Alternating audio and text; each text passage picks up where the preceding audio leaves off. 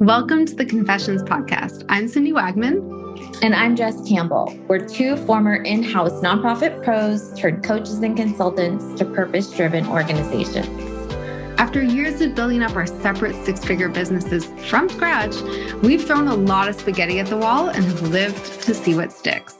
We're on a mission to help other nonprofit coaches and consultants looking to start or scale their own businesses past the six-figure mark by pulling back the curtain. Whether you're still working inside a nonprofit and thinking of one day going out on your own, or you've been running your consulting business for years, you understand that working with nonprofits is just different. We're giving you access to the business leaders who serve nonprofits as their clients. You know, the people who truly get it. No more gatekeeping, no more secrets. This podcast is going to give you an inside look at what running a successful nonprofit coaching and consulting business looks like. Basically, we're asking people how much money they make, how they get paid, and what has and hasn't worked in their businesses. Listen in as these leaders share their insights, their numbers, and the good, the bad, and the ugly when it comes to building a nonprofit coaching or consulting business. We're going to empower you to make the power moves that give you the income and freedom you set out to create from day one. You ready? Let's go. We're so pumped you've tuned into the Confessions Podcast, where we're pulling back the curtain on all things nonprofit coaching and consulting. To keep things super fun, we're doing a giveaway to celebrate our launch. Woohoo! We've rounded up our 4 favorite business goodies to help you build your business. To enter, all you have to do is share your favorite episode on social media, tagging outintheboons _ and cindywagman.com_coaching. Or DM us a screenshot of your subscription, rating, or review. The giveaway ends on September 30th. Good luck! Hey, Cindy. Hey, Jess. How excited are you to have the one and only Kishshana Palmer on our podcast? No, I know. And honestly, if you are in our sector, there's no way you don't know Kishshana Palmer. And if you don't, you need to go find her online and connect, because I feel like she just, I know we've said that we're going to say this multiple times in terms of crushes. She is ultimately I envy, and I know that's not a good thing to say, but I definitely feel like she's done so many amazing things that I look up to. She's hands down the best speaker I've ever seen on a stage. Virtual, I haven't seen her in person because I haven't been in person in a long time, but she is the best at her craft for sure. Yeah, I aspire. I'm investing in my speaking just so I can be like her. I'm like, Kishshana, can I be you? You can. No, this conversation that we're having is just, it really goes back to her origin story. And what I loved with what she shared was her why and her reason, which it's different for all of us. And I think that it's important to hear those stories. Kishshana had kind of no option, in her opinion, to really make her business successful, and had to make it successful fast. And the journey at which she's taken to build what business she has today was just a really interesting story to hear from, the world's best storyteller. Yes. Oh. You can say that again. And what I just love about this also is, you've seen her go from needing to survive to being really, really intentional and thoughtful about what she does. So that's been shifting her niche, changing what she does, leveling up her skills.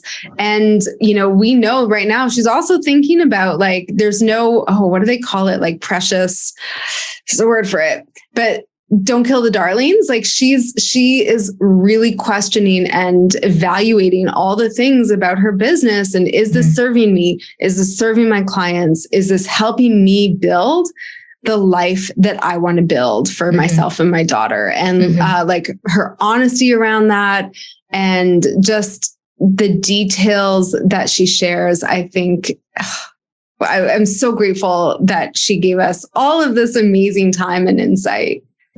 Definitely. And she also talks about that she doesn't do this alone, right? And she talks about how she has a team and what those team members do and how that allows her to stay in her zone of genius so that other people can do their zones of genius, and just how that's kind of catapulted her business in a really forward way.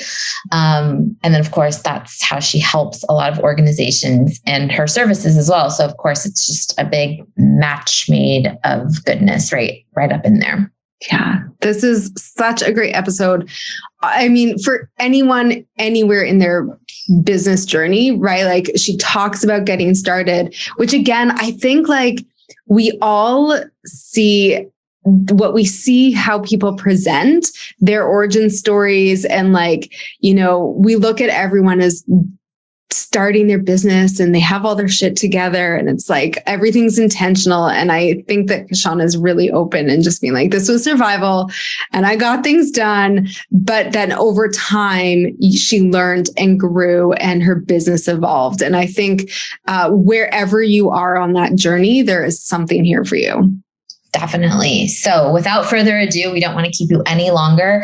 Enjoy this very inspirational and uplifting and, full of humor episode with our friend Kishshana Palmer. Hi, we are here with the one, the only, the magnificent Kishshana Palmer, our friend. Hi. Thanks for being here with us. Thanks for having me. We're going to just jump right in. So for the folks listening in, can you tell us a little bit about who you are and what you do in your business? So this is so interesting. So for those of y'all who have been trying to figure out, like, what's your title? I think people really make us want to reach for it.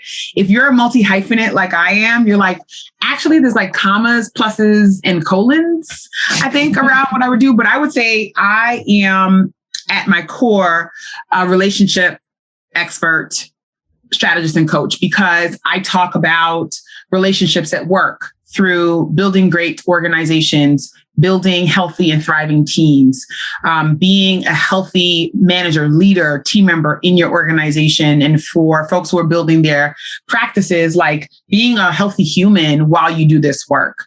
And then I also talk about relationships at home, because everywhere you go, there you are. And so what does it mean to be leading and building a beautiful thing that's tough and hard, and you still have responsibilities at home? How does that show up? And so what are the strategies and things you can do? And then how do you do that without losing yourself? And so being healthy in your relationship with yourself. And so for me, just really thinking about my work and how I do that in that way has been so helpful to kind of encapsulate the who am I and what I do. But I run a leadership development learning company, Kishsana & Co. And we help everyday leaders live well and lead well through equity and wellness centered retreats and consulting engagements and coaching and training. And everything we do is about leading and managing people and teams and organizations with ease. So that is what I do. And when I'm not doing that, I'm running my mouth on somebody's stage talking about these topics. Yes, you are. But we love watching you on stage and following your business. And I think you summed it up so nicely at the end. Like, we always ask, like, what do you actually get paid to do to our guests? Like, where do you have a breakdown of kind of like what your income? I mean, you get paid to speak, you get hired by organizations to work with their leadership. Tell us a little bit about that. So my business right now, probably this year, will cross the probably like $750,000 mark this year. I think. We might pull it in Q4, y'all, but like that is the projection. Oh, Jesus. It's going to happen. It's out there. Oh my gosh. Although hilariously, so the upside is I am on salary for my company, which is a gift to be able to pay yourself. The hilarious part is I have missed several payrolls for myself this year because I had surgery and because I had to pay my team members. And so there have been some decisions I've had to make as the CEO of my own company so that I could navigate cash flow and navigate business changes and business being moved further out. And so people hear that number and they're like, oh my gosh, she's like on her way. Hey, about taxes, payroll, contractors, stuff. And a couple of clients who are like net 60 at this point and really getting on my nerves. So I actually make less in my salary than I did when I was 30 years old. And I am over 40, a lady of a certain age. And that is a choice because I'm building a company. And so it's a gift, but also a choice. And so I spend about 30% of the revenue that comes into my company is from speaking. And so that's keynotes and leading sessions and hosting conferences. And then about 40% of the revenue that comes into the company is from training. And that is either me or two of my team members doing everything from executive leadership training, strength finder trainings, retreats, offsites, you name it. So that kind of all fits into the like learning experiences bucket, also known as training. So we were at 70%. Okay. And so then for the remaining 30 is a hodgepodge that changes from year to year. And so this year, that a lot of that is going to come from coaching. In 2020 and 2021, I actually did a lot less coaching because I had COVID. My stepfather passed away. Like life was different. And so I didn't want to talk to people. And so this year I've picked that back up. And so I do a lot of that. I have two coaches on my staff as well, who do a lot of executive coaching. And so that's part's exciting. And then I have courses and boot camps and stuff that we do that are pretty episodic, seasonal, if you will. Right now I'm doing one called Kish Camp, which is for stressed out managers who want to manage and lead better. And we do that summer into right into early fall, so camp season. And then we're out of there until the following year. So that's sort of where that last 30% of the mix comes from. And it has taken some time. The speaking has been pretty consistent. And so I think I probably got to that percentage in like 2019 and we've sort of stayed there. And that's just by me not pushing harder, pitching more, that kind of thing. And so I could be half if I tried harder, but my hands are in a lot of things. And so now it's about making decisions about where I want to spend my time in terms of business development so that my team can actually execute against the work. As someone that's invited you to a stage before, if anyone's listening to this and needs a speaker, Kishshana is the best. She is like no competition, the best. I will just say that. Yes, sir. I just want to go back. Well, first of all, thank you for being so transparent about that breakdown. I think that not enough people in the nonprofit coaching and consulting space are willing to like show their guts, as I like to say. And thus we're all just kind of like bouncing around a dark room, like trying to figure it out. And so having examples and showing the breakdowns and also being transparent about the fact that like, yeah, your, revenue is X, but some months you don't make payroll because there's cash flow issues. Like this is the real deal and why Cindy and I wanted to start this podcast. When you were talking though, one thing I was thinking about is at the beginning, you mentioned having a hyphened job title, meaning you do so many things. And my first question, knowing you, because I know you work with both people in the nonprofit space, but you also work with just women in the social impact space. I'm just curious how you decided to kind of serve both audiences, because that can also lead to basically running two companies. Two businesses, exactly, which is what I essentially do. So I was talking to my CPA the other day because we're looking at projections for next year, which is how I knew I started to make the transition from being a solo practitioner to like, oh shoot, I'm running a thing. Oh, the hell. And so it was about like our holding company and the fact that I actually have actual brands that have teeth and air that are not me and they stand on their own. What do we do with that? And so I think I might have said it somewhere before, but I did not start my practice because I had some like yearning desire to solve a problem. I got fired from an organization. I was sick and tired of the nonsense of being the only Black woman on an executive leadership team with helicopter runway and flying 747s. And I said, to hell with this business. I'm gonna do this stuff myself. And I had a kid underfoot. And so rent was due. My severance package was only gonna give me about 4 months. And I didn't have a lot of savings. I was a single mom and I was fresh off a divorce. And so my credit was shot. Like it just was like a hot mess. Right. And I had to basically lemonade the hell out of the situation that I was in. And so I built a business of what I know how to do. So I still have my book from my first year of full-time no net business. So I started Kishsana & Co. in 2009. It used to be my I was married, y'all, if he believes me. So that was my private school money. That was the stash that you're supposed to have, that some mothers teach us about, that you're supposed to have separate from your boo. It was all of that. It did all those things until it was my main money. And so when I made the transition to full-time business, I literally was like, what do I know how to do? As opposed to what I wrote on my first solo retreat I ever did, which is what I wanted to do, which was talk about my clothes. Y'all know I talk about that a lot. Talk about fashion, talk about my faith, and talk about philanthropy. That was literally all I wanted to do. And I was discouraged because I was coming into the sector and into online entrepreneurship at a time where it wasn't really familiar to our sector and people didn't really understand it. And I didn't understand how to make money as an influencer. And I didn't feel like I had enough space or time or runway. And I definitely didn't have enough cash to just be out here buying stuff and figuring it out. And if I didn't have the kid underfoot, or if I had some more cushion, whether cushion from a partner, cushion from savings or whatever, I probably would have made different decisions, but I just ain't had it. People are like, put it on a credit card. I ain't had that neither. I didn't have none of it. Okay. I done thought my way to my platinum card.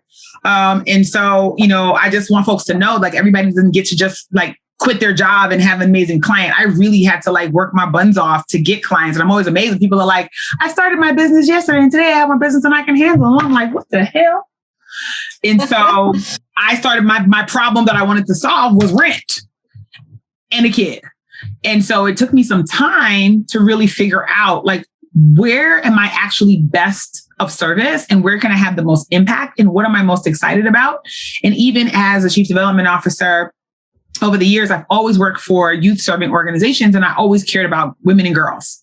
That's what I do in my free time. Those were the boards I would serve. And so I was like, well, since we're here, what we're really not talking about is leadership. So I started there. Then I was like, man, this is really white male. Damn, I was consulting. And then I was like, well, who are the people who are writing about it? Oh, it's supposed to be me? What am I supposed to write about this? So I started grappling with those kind of challenges. And then as I started to talk about it, I realized more women who are in the sector across different aspects of the work that we do and where we show up, whether it's in talent or in IT, working for a tech firm, working for a foundation, working in a nonprofit organization, for a consulting practice, being on your own. And many of us were having the same challenges. And so that's how I sort of stumbled into that. I didn't actually start making clear decisions about what I want my business to do or be until the pandemic. And it was because I had more work than I could do. And I was like, well, I got some decisions to make. Are we going to be a DEI firm? I was like, popular, lucrative. Is that what we really do? It took me some time to dig into the decks that I had done over the previous 7 or 8 years to realize, oh, that actually is a part of what we do. But I would not call myself a DEIB or JEDI practitioner per se. So I had to start making some decisions about what I actually wanted to do. And it still continued to be a pretty clear, fork in the road of different audiences. And it was real tempting and just salivating at the mouth to do the sexy thing at the time. And I sometimes even wonder right now in my office, did I make the right decision by saying no thanks? Because I know folks who are really doing all right in the world right now. So that's how I ended up with 2 sort of clear businesses and now really working to refine how to serve those 2 types of clients well, and still find joy in my work. That is such a great sort of journey that I think so many people go on. And again, I feel like you're articulating all of these things that Jess and I hear and talk about amongst ourselves a lot. I really want to spend a little bit more time on that. I wrote it down. You sort of went from necessity to strategy. And then this undercurrent of where am I best of service? And can you talk to us about the last few years? As you figure out, okay, I'm saying no to things. I'm getting really clear on where I serve and how I make money and what my life looks like. What are some of we've talked offline about some of the opportunities, but also some of the challenges and some of the letting go that has to happen. So can we dive into that even more? I mean, that's some scary waters. Okay. Talk about shark infested water. So number one, I have been the pot. And if y'all listen, for those listening, if you haven't heard me say this version before, you got to dig all the way into this podcast, get the transcript. But like, I have always been the fun, popular Black girl, right? Like that is something I had to learn about myself. Like I show up, and this is who I am every day, right? But I know I show up for many people who follow me as the friend that they wish they had in college, or the friend that they couldn't take home. Because let's face it, some of us grew up with some family members that me being at the table would not have been a palatable experience for anyone. Or you grew up in a much more homogenous community set of friends. And so you didn't know how to broker those relationships. I'm the cool chick, right? That, I'm palatable enough that you're like, feel safe over there. And so I had to really come to terms with how I show up externally and then how I show up internally. And those two things were out of alignment. And so what I'm experiencing in this moment and in this season is my internal life coming into alignment with my external life. And it doesn't mean that I was being a fake or phony. It means that there was a lot of performance that is so deeply embedded in the way women show up at work.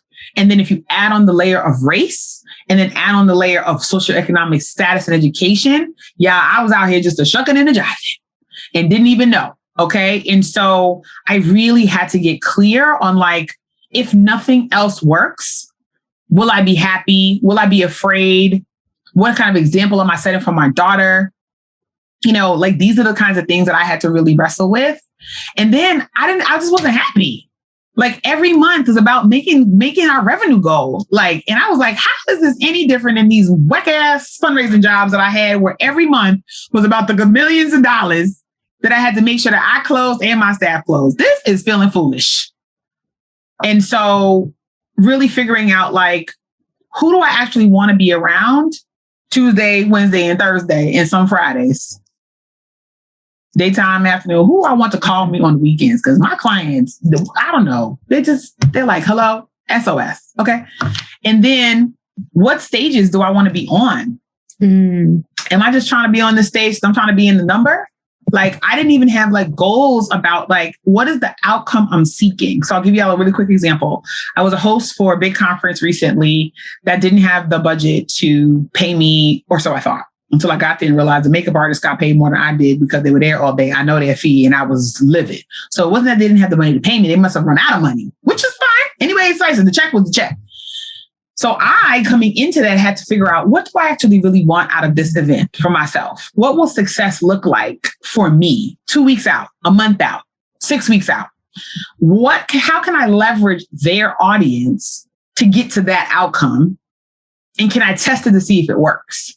And so now my metrics for doing things have shifted. So I've always had it, for example, in my speaking practice, that I do a certain number of events every year for a really reduced rate or free.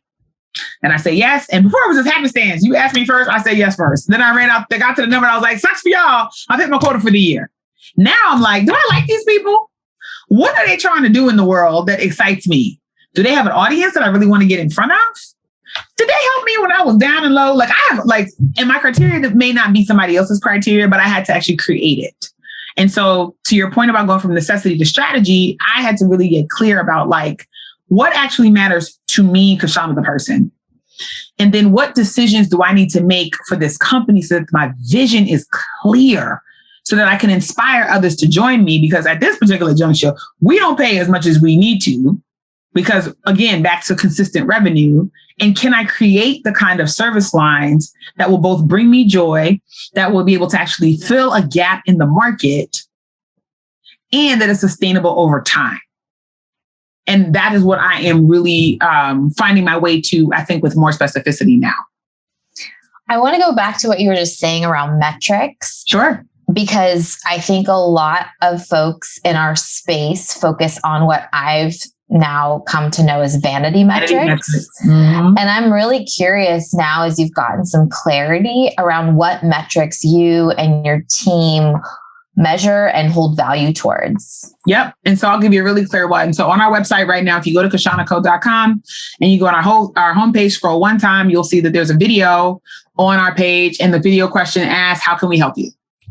And the user experience, the customer client journey, is that they get to tell me in that video what they're looking for. And I have videos that guide them through what they need. And then if they're still not at a decision point after that explanation, they can either book a time because they're ready. And if they're not ready, they can learn more. And I have material for them to do so. I didn't do that kind of stuff even a year ago. So I would get on the phone with every person who had an inquiry. And even though I had forms that got you close, you're looking for strategy, what kind of strategy? You're looking for training, what kind of training? You want me to speak, what kind of speaker? Now I'm able to see how many people actually touch my site and don't complete. So hallelujah for the people who don't complete, because don't waste my time on the telephone. But it allows me to be able to see, are we not saying enough up front that is getting people to the point where all they have to do is leave their name and their email address to talk to me. And it's asynchronous. And anybody who's had the experience of going all the way through has said, wow, this is a good experience. And so if they don't want to fill out the form, that means they were kicking tires. Great. Kick rocks. Also, do I have a way to keep them in the tire kicking vicinity of my car lot, but not talking to my sales reps? If you know what I mean, right? So that's for me, a metric that we had to come to. How many people come to our site every single month who kick the tires and do not complete? Where did they fall off? What do we say at the fall off point? And do we have a way to go, we saw you fell off. Were you just looking? Or did you got distracted? Are we not for you? Or maybe you need something else, without interacting with us, period. So that's something that's a very concrete thing that I do. A second thing that's very concrete around like what I'm tracking is, where is business actually coming from? And so I actually don't know if I would count this as referral, although I guess technically it is. Speaking engagements get more speaking engagements. Training gets more training. Long-term consulting projects do not get more consulting projects. Interesting. So, right. They don't. They it's like, like when y'all have a gala, or for us, just this conference, you got to start again. Even if people are super excited and they're super every time. Right. So think about our folks who have been running galas for years, which is why I hate all special events. I don't hate them, but they're not my favorite. Because even if you make all the money and people are so excited and the chicken dinner was the best they ever had and the auctioneer was amazing, the next year you got to start twerking on the pole for these people again. Just quickly, I'm sorry, Cindy, just to follow up. I'm curious where the place of like email or social, like what is your best asset? What's your best selling tool? Is it showing up on stages and selling from the stage? Is it affiliates? Yeah. And I don't even sell from the stage. It's just showing up on stages. Okay. Like, because I would say grew up, but I started my speaking career in fundraising conferences and spaces where they didn't want speakers to sell from the stage. Now I'm not here for that. Like, you're not paying me enough to not tell these people what they can buy when they leave here.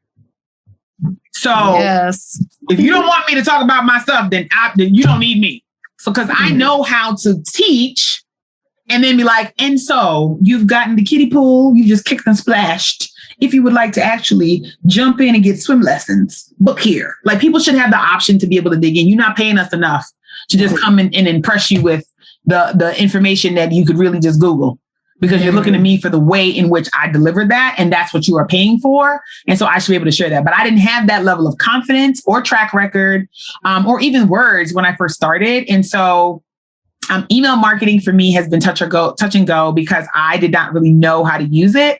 And I'm real ignorant, y'all. So one time I wrote to my list for like 6 or 7 months. Every Friday, I wrote a note about my week in my life. It had 60 something to 70% open rates, which was ridiculous. It means almost every person on at that point, more than 4,000 person list, because I've since cleaned my list. My list is about 2,500 people as of today, y'all. So I'm real transparent on my numbers because I clean that sucker every 90 days. And so at that point, a little bit more than 4,000 people, 70% of people are reading it. People ain't buying a damn thing. They're just happy to hear the news. What is Kishshana doing this weekend? Where's Kishshana? Where's she speaking at? And what free thing is she going to give us now? And so I don't know if it was my finest hour, but one week I was like, you know what, y'all? I quit. I was like, I looked at my numbers and I realized that y'all are just happy to hear what's going on in the world and you don't care nothing about what I have to teach. So I will not be writing to you anymore. Follow me on Instagram. Good night. Okay, we are back for our rapid fire questions. Kishshana, you ready? Ready. All right, question number 1. What is the first thing you do in the morning? Pray. Who is your favorite coach to work with? My coach, Charmaine Jenkins. Perfect. And I know you're a woman out there dating. So what is your ideal perfect date? Ooh, yes. Okay. I would like to do beautiful cocktails. Okay. By the water. Lovely music, jazz, live music, bluegrass, R&B is my favorite, just so you know. But as long as it's live, and then a wonderful stroll, to me that's how you know I'm getting to be a lady of a certain age, child. Okay. And so just a lovely cocktails, dinner, good music.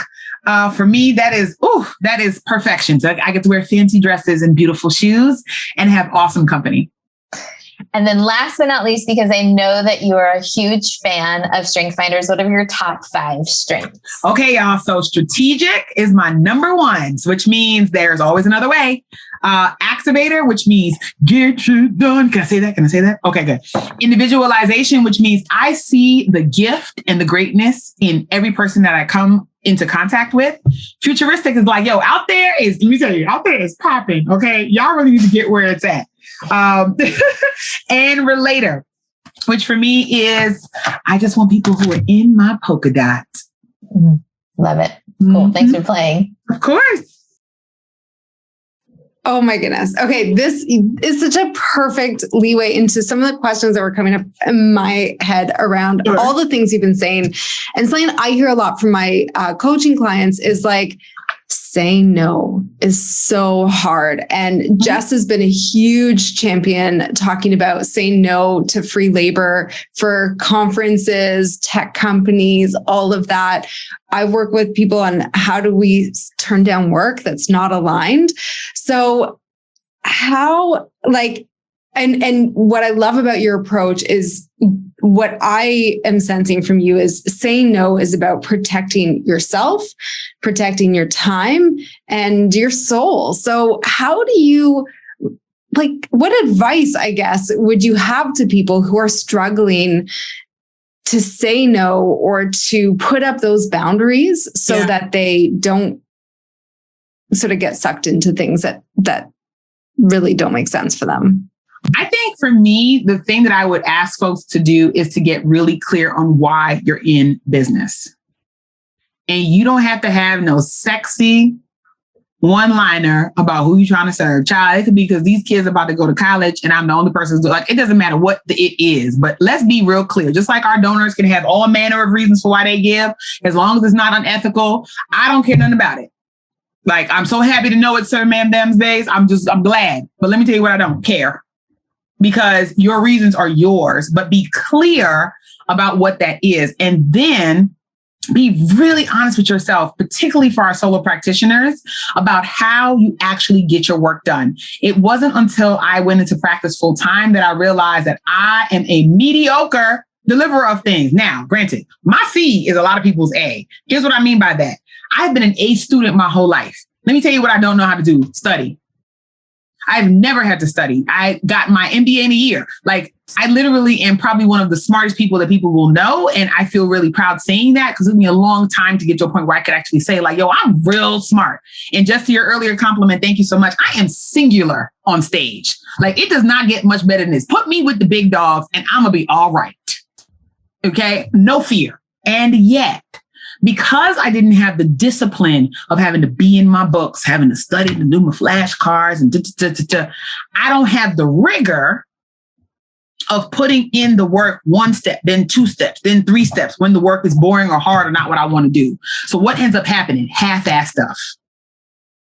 And so you end up having a lot of things that because you're a more high caliber operator, people experience as better, but you don't actually have the detailed behind the scenes to get the stuff done. So in setting up the boundaries, et cetera, for yourself, you have got to know how you show up in the world. And if you know that you are slack on details, expense 1, you need support.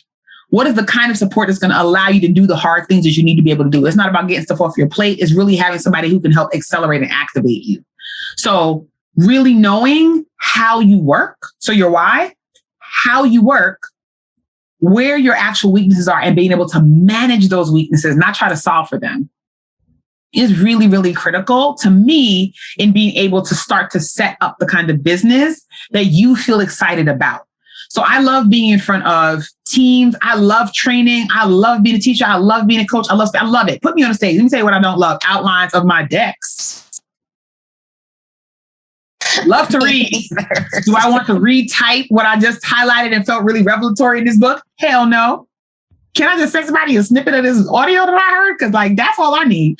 So really coming into the ways that you work well and that you work under stress, to me, maybe feel innocuous to the way you build a business, but it's super important, particularly as you're building out your practice. And then the last thing I would say is really figuring out what is the revenue that is necessary to have your business grow. I was talking to my mom the other day, who's a retiree and a recent widow, and they got their pensions and stuff together. They finding their way on their fixed income and their little investments and stuff like that. And my mom has been a travel agent and a caterer, and she's always had a side hustle growing up. And she took this group out.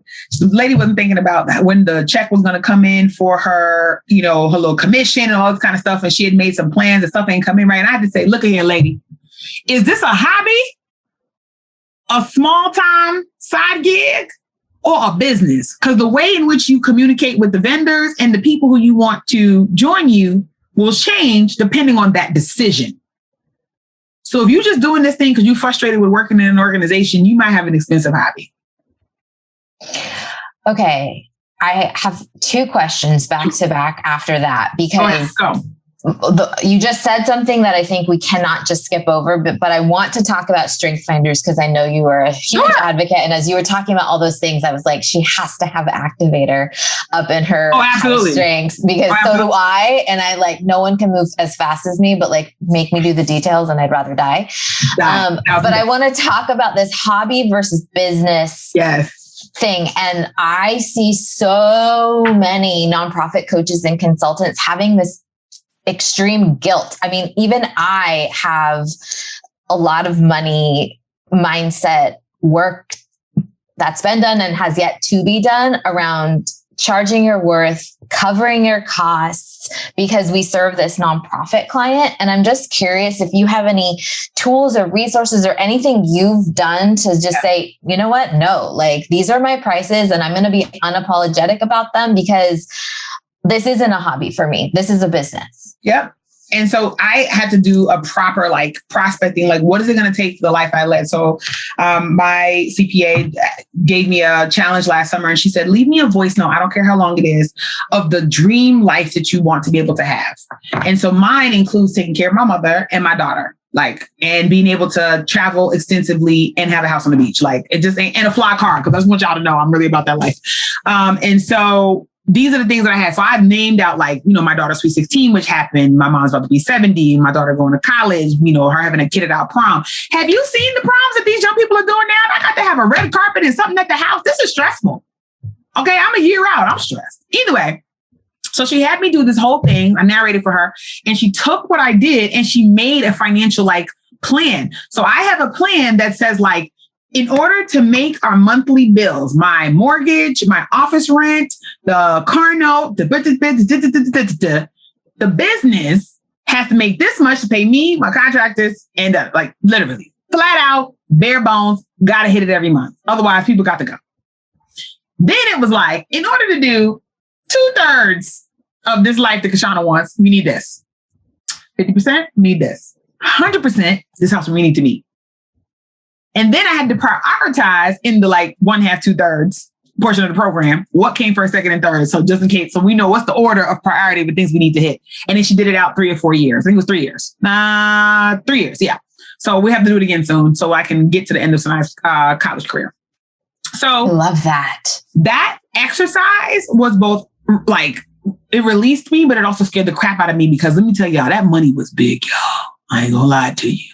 I mean, in it was having staff, right? I feel really committed to hiring women. I feel very proud of the fact that almost all the vendors I've had since the day I started Kishshana & Co. have been women. And I mean, every kind of contractor, every kind of vendor. I mean, even in our retreat experience, everything. I've been focused. And so in order to do that well, you need cash. So then I was like, well, if I need to make this much a month in order to be able to make this annual revenue, right. Well, let me look at my pricing. So then I went and I sat down with a friend of mine who's amazing with pricing, because I'm not, and did an actual consulting pricing table. If I outsource this business to a consultant for a rate that makes them feel good in their spirit. So right now, if you are a subcontractor for Kishsana & Co. for most of the work we do, you make anywhere between $115 and $135 an hour, depending on our client. In order for me to pay a consultant $115 to $135 an hour today, that means I have to charge enough so that I am covering the taxes, the cost of running the business, the systems, the designers that I have to pay to do that work, which means I cannot take on certain types of clients. So then I had to just make decisions about who I serve. And those were hard. So here's how it ended up. So I have tiered services. I serve large matrix organizations, associations, large venture philanthropies, large organizations that have multiple affiliates or they have multiple regions, et cetera. I do not typically work one-on-one with small organizations or startups, period. Startup nonprofits. So to be able to serve those folks, you listen to my podcast, you watch my videos, you take my courses. You better join a boot camp. I have Kish Camp right now. That thing is $697. That is that investment point, baby, for a whole day with me. I'm gonna need y'all to jump on in.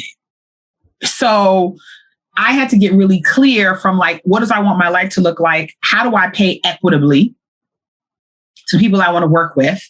In order to be able to pay equity, what kind of services do I need to be able to offer? And then what type of client is in the market that will pay for that service at that amount? How do I know? Because I know other consultants who are more established, because I go and have exploratory conversations with folks. And because I started just being like, the price is the price. And then lastly, that's sort of like the gravy on it. And I think, Jess, you do this well with the Rolodex, being able to have consultants that I know what they make and what they charge. And I think that in order for us to be able to have a thriving consultant network and practice, people have to get really clear about what they charge. And so how you get to your pricing is how you get to it. But if I know that coaching with me starts at $5,000 a month, which it does today in 2023, it will be increasing significantly. Why? Because I am now a multi-discipline, multi-certified coach with more than 10 years of experience. At this point, get it how you live it, right? But I also want to make sure that I know that if this person coaches and I know their investment point is $2,500, or I know this person is $35 and our values align, I don't want to feel afraid to be able to recommend another coach who I think would be aligned with what that person is want to reach. And I can get them into yes, which is why referrals and referral fees are so important. Mm. Jess and I could literally chat with you forever. And I just wanted to reemphasize how much we value your transparency and just sharing the thought process behind the numbers, all of that. Again, I think people need to hear so much. And so everything you said, I'm like, yes, make notes. But we are running out of time. So I have one last question for you. Sure. And this is sort of confession time, because this is a podcast about confessions. Confessions. Sometimes we don't always. Wait, you have to, before you go, did you know Cindy didn't know that song? I don't know that song. I know. And she's literally a 90s, I know. Look at that. I looked it up. That song's 2004, which is a little after Usher my is time. Okay, we're going to let you off the hook. I'm a little, I don't look it, but I'm a little old for the song. So, yeah, I will. I listened to it. It's not, I know Usher, obviously. Anyways, that's a whole other conversation. Sometimes, so yeah, we don't always practice what we preach. And so we'd love to hear, and it sounds like you've gone through so much personal and professional development in your time as a consultant, but what are the things that you're still working on? What are your next priorities for growth and development? So for me, it is simplifying, right? Like, so a girlfriend of mine calls it killing your darlings.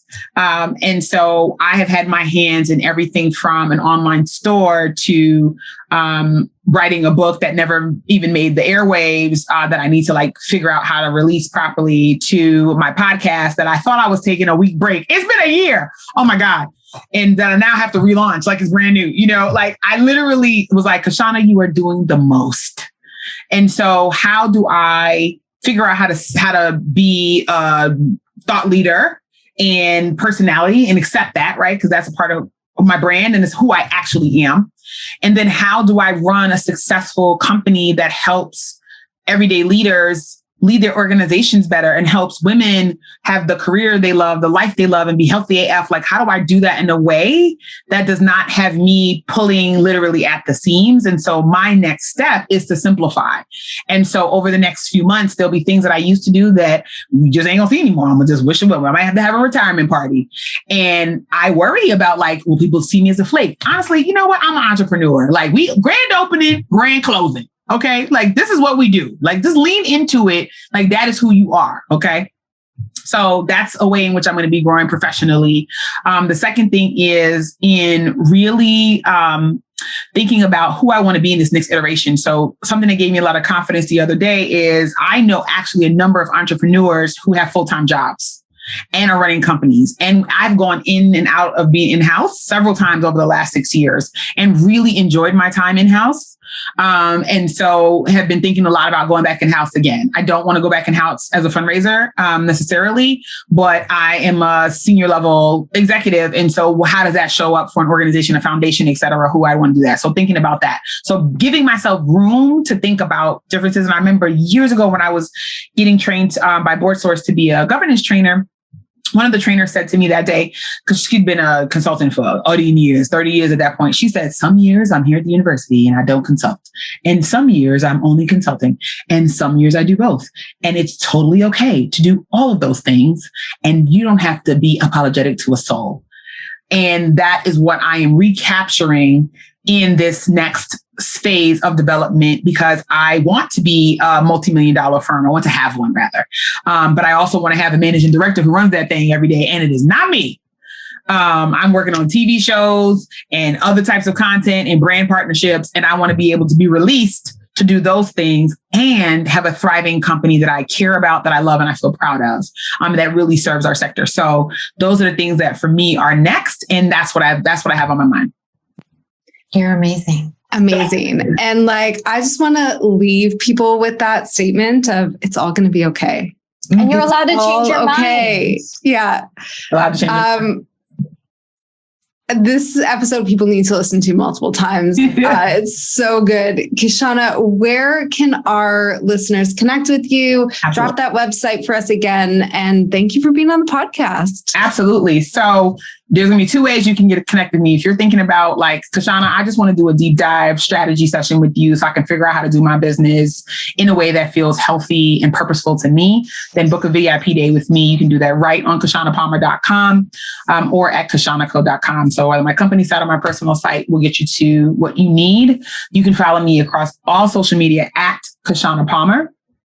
And fun fact, Google will, in fact, correct my name if you misspell it. So if you leave off an SH, it'll say, hello, did you mean Kishshana? 2 SHs? That's me.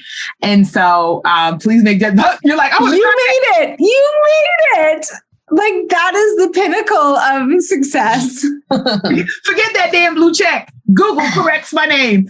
And so feel free to connect with me. And if you are like, I need a reset before I step into a powerful Q3, Q4, then join me at the Rooted Retreat in Jamaica, which is open to consultants. It's open to for women and non-binary folk. And we are excited to be able to take about 100 folks with us to go and really think about like what it means to be next. I don't know if we're going to get to 100. That's my goal, but we're inching our way there. And so I want folks to be able to sign up for therootedretreat.com and join us September 29th through October 2nd in Jamaica. It's going to be a blast. It's going to be so good. Thank you so much for your time, your transparency, and just your friendship. Thank you for saying yes. Always having your friendship is just such a gift and is needed to be a successful business owner and entrepreneur.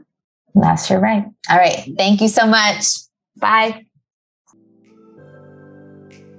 Thank you again for listening to the Confessions podcast for nonprofit coaches and consultants.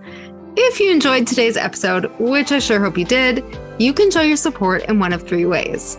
Number 1, post a screenshot of this episode to your Instagram stories or LinkedIn profile and tag Cindy and I so we can repost you. Number 2, share this podcast with a fellow nonprofit coach or consultant. And number 3, leave a positive review on Apple Podcasts so we can continue to grow and reach new listeners. And of course, make sure you subscribe so you can get the latest and greatest interviews as they drop every Thursday.